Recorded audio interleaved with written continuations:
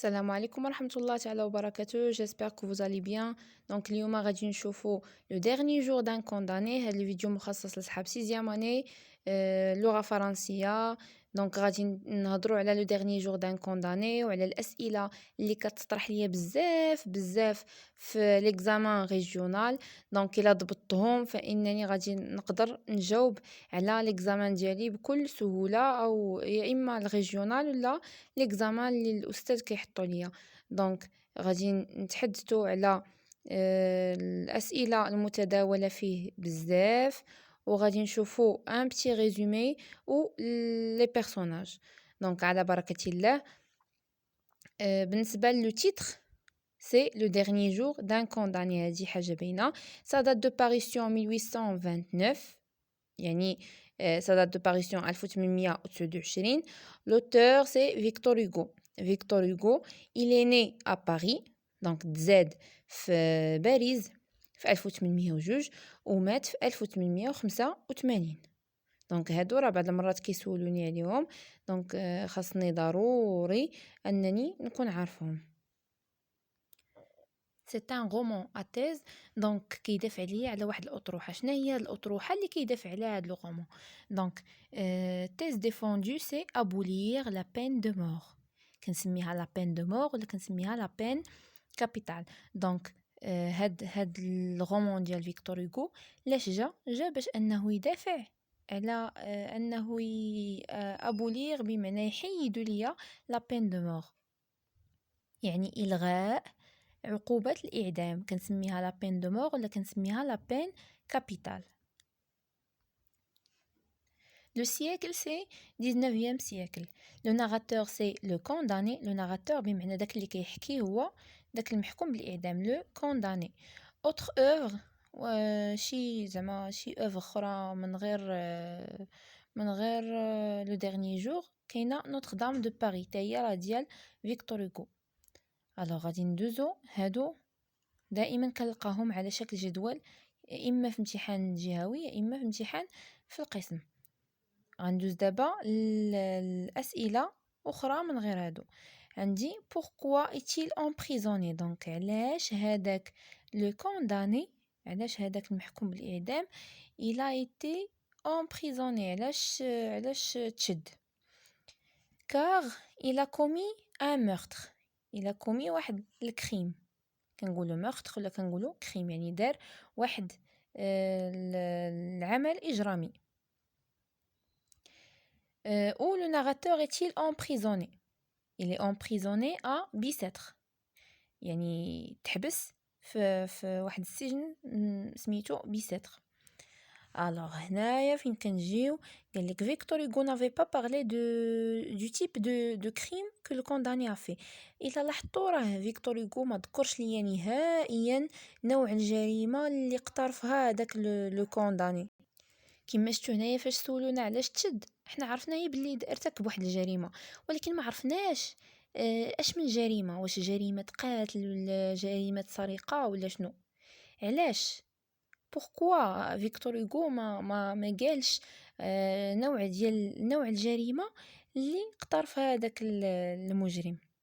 الوغ علاش ما قالهاش؟ مثلا نفترضوا اننا جيت قلت لك واحد المحكوم بغا يعدموه حيتاش قتل واحد السيد، ولا حيتاش ارتكب شي جريمة اخرى من غير، المهم شي جريمة خايبة في حق شي واحد. واش غادي تحس بيه؟ واش غادي تتعاطف معاه؟ لا. دونك كان هذا هو الهدف ديال فيكتور هوغو، ما ذكرش ليا الجريمه pour avoir de la pitié، باش نتعاطفوا مع هذاك الكونداني، بمعنى pour que le lecteur avait de la pitié envers ce condamné، باش يخلي داك القارئ اللي كيقرا يحس هذاك الكونداني ويتعاطف معاه.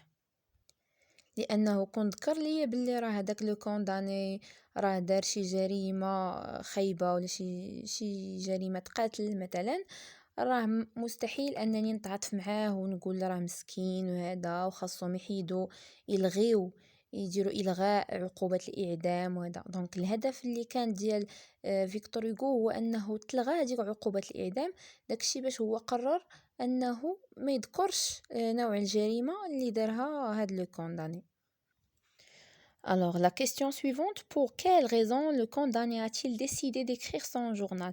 Donc, le roman مذكور لنا بأنه لو كونداني كتب لو جورنال ديالو بحال كيكتب شي مذكرة يومية ديالو تيعاود فيها شنو كاين.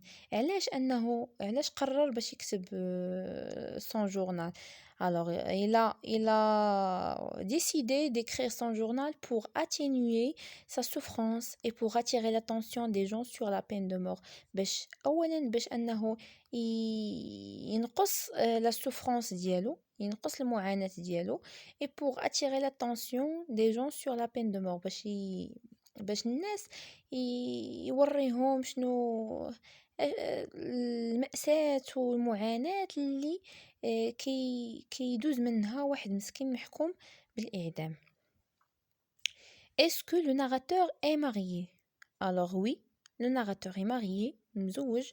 Il est père d'une petite fille qui s'appelle Marie. Donc هذاك الكاتب عفوا لو ناراتور اللي كيحكي لنا هو مزوج، حيتاش مذكوره لينا باللي جات عنده واحد لافي كي سابيل ماري في القصه. الوغ هاد الاسئله هادو ضروري ما نلقى واحد 5 منهم ولا تقريبا ولا كاملين تقريبا بعض المرات ضروري انني نلقاهم. دونك الا بغيت نضبطهم راه خاصني نحفظهم كيما هما هكا ونفهمهم شنو كل المغزى ديال كل وحده فيهم. دونك الاساسيين هما هاد الاولين و لا تيز ديفوندو دائما راه كتعاود سي ابولير لا بين دو مور. Alors après غادي ندوزو لان بتي ريزومي ومن بعد غنشوفو لي بيرسوناج.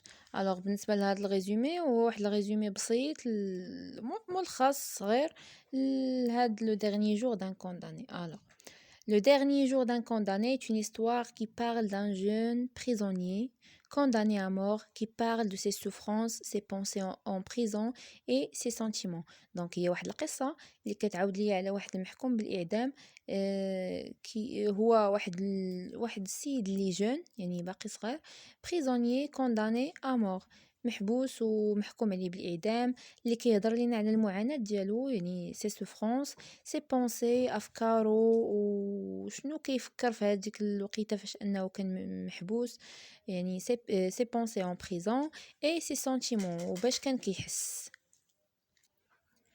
هذا باختصار شديد الريزومي ديال لو dernier jour d'un condamné. alors غنشوفوا لي بيرسوناج الشخصيات الاساسيه هما راه قلال بزاف الشخصيات الاساسيه في لو dernier jour.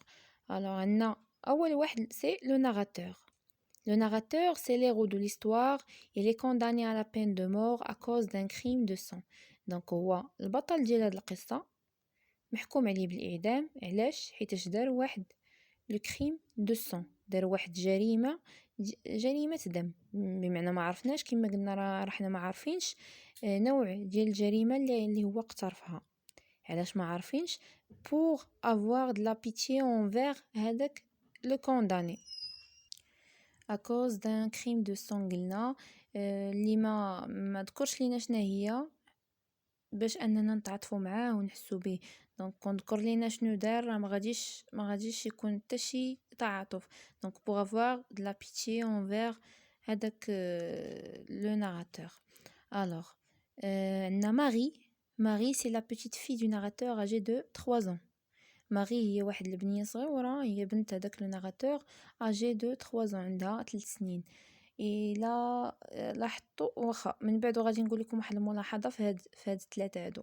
alors من بعد عندنا la mère du narrateur femme avec une mauvaise santé âgée de 64 ans.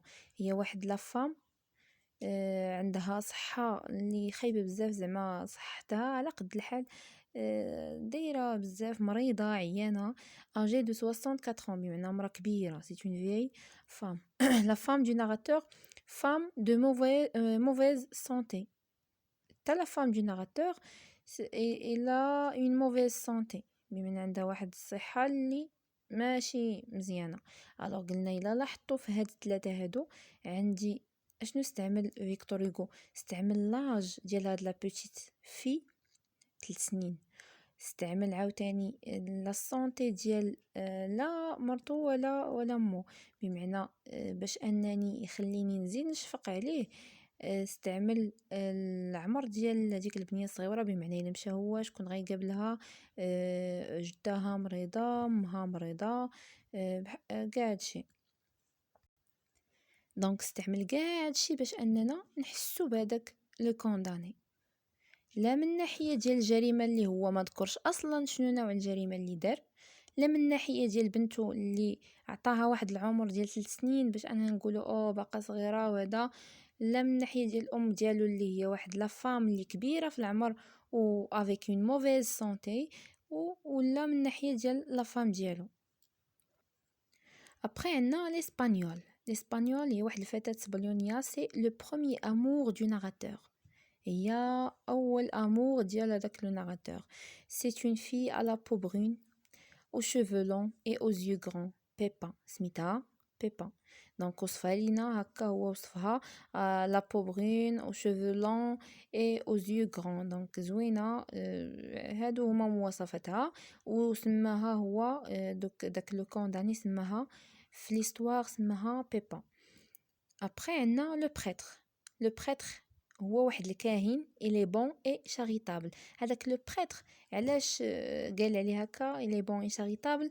دونك من كثرت ما انه تيدير نفس الحاجه، تيكرر نفس الحاجه كل مره على قبل شي كونداني امور، صافي ما بقاش ولا كيجي داكشي عادي انه شي واحد محكوم بالاعدام، بمعنى بحال قلتي بدون شعور، بدون حس، ما عندهم حتى شي احساس من جهه شي كونداني امور.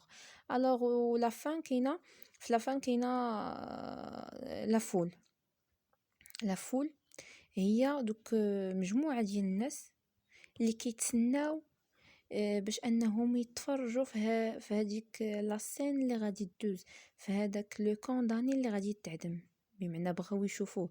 لي كوريو اسوافي دو سون، بحال قلتي ملهوفه على داك الدم اللي غادي يطيح ديال اللي غادي يسيل ديال هذاك لو كونداني امور. يعني كيبينوا لكم هنايا باللي كاينين شي وحدين زعما صافي ما بقاوش عندهم حتى شي احساس، وبحال هاد لافول باغي غير تشوف هذاك لو كونداني كيتعدم. لو بريتر حتى هو بدون احساس. هادو منعدمي الاحساس. الوغ الاخرين قلنا ذكر لاج باش انه لاج ديال ماغي، وذكر باللي مو ومرتو في صحه ماشي هي هذيك، باش انه يخلي لو ليكتور يتعاطف معاه. هادشي كله على قبل حاجه وحده، سي باش انه فيكتور هوغو يحاول يبرر لينا علاش انه بغى عقوبه الاعدام تلغى. دونك لا تيز ديفوندو فهاد الغومون سي ابولير لا بين دو مور، ولا كنسميوها كما قلنا لا بين كابيتال. هادشي علاش كيهضر الغومون كله. فيكتور هوغو بغى ان عقوبه الاعدام تلغى. دونك هادشي كان بخصوص لو ديرني جور دان كونداني. الى انني فهمت هادشي وعرفتو وضبطو مزيان، راه كونوا على يقين انه غادي نجيب مزيان في لا سوا الريجيونال او بيان الامتحان اللي في القسم. كنتمنى يكون هادشي مفهوم وواضح، وكنتمنى توفيق للجميع. بون كوراج، وان شاء الله في الفيديو المقبل غادي نشوفوا لي شابيتر الاخرين، وغنشوفوا اونتيغون ولي رومان الاخرين. دونك كنتمنى لكم التوفيق. ما تنساوش ديروا ابوني باش يوصلكم اي جديد، وشي دعيوات الخير. الله يسر لكم وبون كوراج.